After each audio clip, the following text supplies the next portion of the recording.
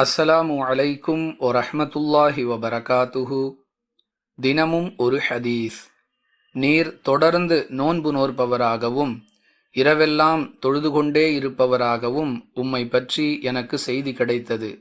எனவே நோன்பு நோற்பீராக, சில நாட்கள் விட்டுவிடுவீராக, இரவில் எழுந்து நின்று வணங்குவீராக, உறங்குவதற்கும் நேரம் செலவிடுவீராக.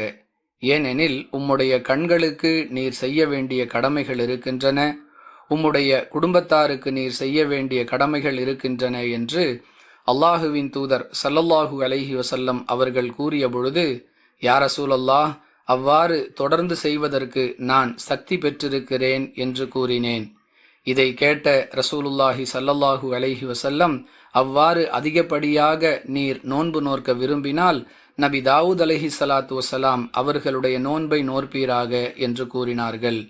அது என்ன என்று நான் கேட்டதற்கு, நபி தாவூத் அலைஹிஸ்ஸலாத்து வஸலாம் அவர்கள் ஒரு நாள் விட்டு ஒரு நாள் நோன்பு நோற்கக்கூடியவராக இருந்தார்கள் என்று பதிலளித்தார்கள்.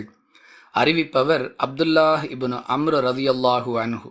நூல் புகாரி, ஹதீஸ் எண் 1977.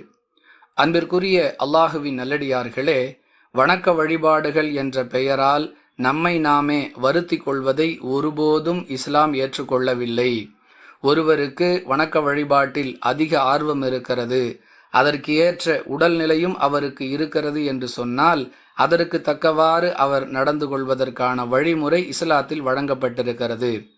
அந்த வகையில் அதிகப்படியாக ஒருவர் நோன்பை நோற்க விரும்பினால் ஒரு நாள் விட்டு ஒரு நாள் நோன்பு நோற்கலாம். இதையும் கடந்து அவர் செய்வதற்கு மார்க்கத்தில் அனுமதி இல்லை என்பதை இந்த ஹதீஸிலிருந்து அறிந்து கொள்கிறோம். வாஹிரு தஅவானா அனில் ஹம்துலில்லாஹி ரப்பில் ஆலமீன். அஸ்ஸலாமு அலைக்கும் வரஹ்மத்துல்லாஹி வபரகாத்துஹு.